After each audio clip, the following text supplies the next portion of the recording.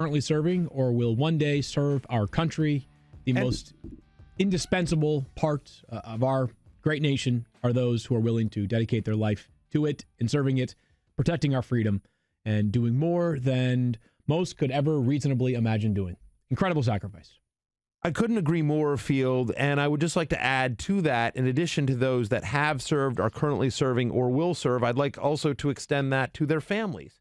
Yes. Because while we think about the men and women who serve our country, the fact is that there are people at home. There are husbands and wives and brothers and sisters and daughters and parents that also have to sacrifice to be without their loved one, to raise children on their own. It's a tremendous sacrifice for not just the people in the service, but their family members as well. And so I think it's important to recognize and salute them as well. That includes, of course, our own Daniel Dopp. That is right. Daniel Dopp. Daniel Dopp. He and his brother both served our country. Daniel, we appreciate you daily for all that you do in this podcast and all that you brought to our great country. I appreciate you too, Field. Well, so Daniel spent 6 years. Yep. And was in intelligence. Was in the intelligence. Secret Squirrel. Hence Secret Squirrel. So a lot of people often ask where that nickname comes from. That's where it comes from, is because those in the intelligence community often were nicknamed Secret Squirrel. Yep. So it is not unique to Daniel, but it is unique to us here on the 06010 podcast. If you were interested, if you'd like to hear or read more about Daniel's story, I wrote about it. Was it last year or 2 years ago? Last year? So last year, if you just look up, I think if you Google love, hate Daniel Dopp, my suspicion is that's what will come up. That is accurate. That is what my mother tells me. Okay. Mama Dopp says so. Mama Dopp, active on the Twitter. Go. And by the way, shout out to Mama Dopp, who, again, as we say, we celebrate all the families of servicemen and women as well. So Mama Dopp, what is her Twitter handle?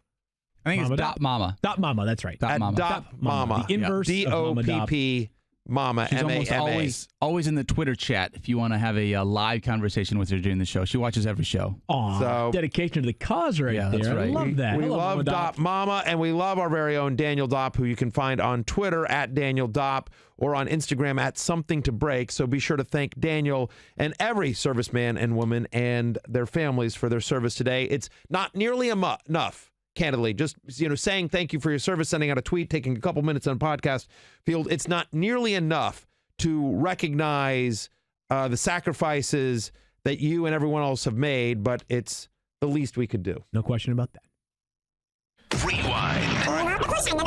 Fantasy news from the National Football League. This is the instant replay. All right, so if you are sitting here watching the live stream, by the way, you may have noticed during a shot of Daniel Dopp that there is a cute as a button girl sitting behind the glass as well in the studio. And you may be wondering to yourself, who is that?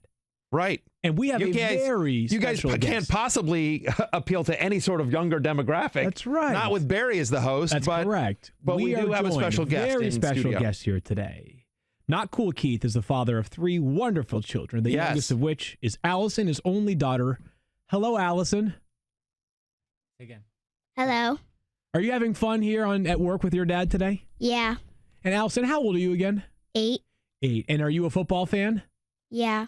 And you're a huge fan of which team? Browns. The Browns, yeah, just like your father. That makes a lot of sense. And what is your least favorite football team? Steelers. But what do you actually call them? Squealers. The Squealers! Right. How about that? The Pittsburgh Squealers. Big game on Thursday night. I can tell Allison's going to be ready for that one. Yeah, Squealers Browns. How about that? Allison love on that. a day off from school having a daddy-daughter day. That's pretty awesome. cool. Listen, no one loves Daddy-Daughter Day more than me. Allison, I'm curious, what grade are you in? 3rd. You're in 3rd grade. So, wow. So you started early. I have 8-year-old daughters, but they're in 2nd grade. We held them back a little bit. What's your favorite subject in school? Science. Science. Oh, Yeah. What do you like about science? I would say explosions. I agree. Explosions are pretty sweet. Yeah. And I also learned before the show, you do gymnastics, right, Allison? Yep. And I saw you do a cartwheel earlier. What's like the coolest thing that you can do in gymnastics? Do you do the beam? Do you do the bars? What's your favorite part of type of gymnastics? The floor? Doing the vault. The vault? Whoa. I couldn't do that. No, he couldn't. Neither could I, to be honest. Very But fair. I could. Field could do it worse than I could do, I feel. That's not very nice of him to say, is it? No. No.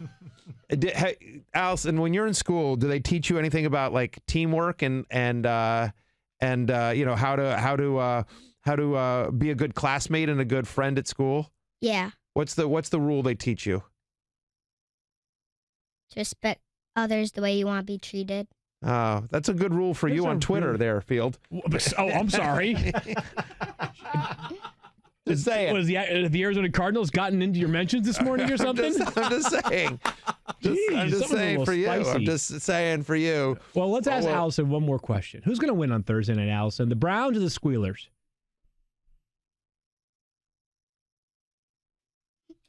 Answered like a true Browns fan. Yeah. Squealers. What? What? Okay.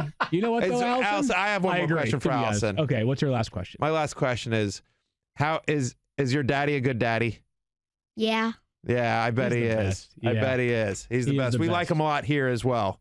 So there you go. We so, love having Not Cool Keith on the show every day. Even on a day where he isn't technically supposed to be at work, he brings his daughter in, and hopefully we can provide her with an hour of entertainment. Yes. So let's get now Nice to job, the football. Allison. Great job there by Allison. And we start our recap of Week 10, Matthew, in Tampa Bay. Allison is like 180 degrees from David Johnson. That's a very good point. Allison did a great job. Allison outperformed expectations. David Sure Johnson, did. not so much for Yeah, Yates. David Johnson managed a robust 0 fantasy points yesterday. Now, Yeah. if you play in non-decimal scoring, he actually got you -1 in PPR. Yes, so he just did. a monster day from David Johnson. But Matthew, unlike that game a few weeks ago when he had just one touch, he played 30 snaps yesterday. So it's not like he was a total non-factor in terms of overall snaps. The problem was he was part of a work share, Yep. and he was ineffective. Now, we knew that this Buccaneers run defense was really good. Yeah, We had sure, our sure. questions about whether he'd be able to run the football. But, like, is this like a running back by committee situation in Arizona? Kenyon Drake played way more snaps than him. He got the first 2 running back touches of the game. He looked better. I mean, I was just way gonna say, outscored him. I was going to say, like, forget numbers, forget everything. Just from the eye test. Yeah. Kenyon Drake looked good. Kenyon Right. Drake looked like the guy we saw, the week before against the 49ers. David Johnson looked like, who's that fat old guy? I mean, in all seriousness, like David Johnson. Listen, I love David Johnson. You guys know this. Like he has long been one of my favorite players in the NFL. He has been on the podcast as well. So I want to be clear here. Like I am pro David Johnson. I am a longtime David Johnson fan and supporter. He did not look like David Johnson yesterday. Like, and I think that's credit to David Johnson because he's clearly not 100% healthy. He got out there to try to gut it out. I don't know about He that, though. He did not look like David Johnson. Well, but I don't have any reason to believe he's not close to 100% health. He was a full participant in practice all week. If he wasn't close to healthy, then they would just limit him all week. I think he's healthy. I think he just got think so? nullified yesterday. Healthy He enough for it looked- to not be the primary concern for me. I just felt like on runs he looked slow. He looked. Well, he only had 5 of didn't. them. I mean, Yeah. right? But I mean, just like just when he had the ball in his hands, he didn't look.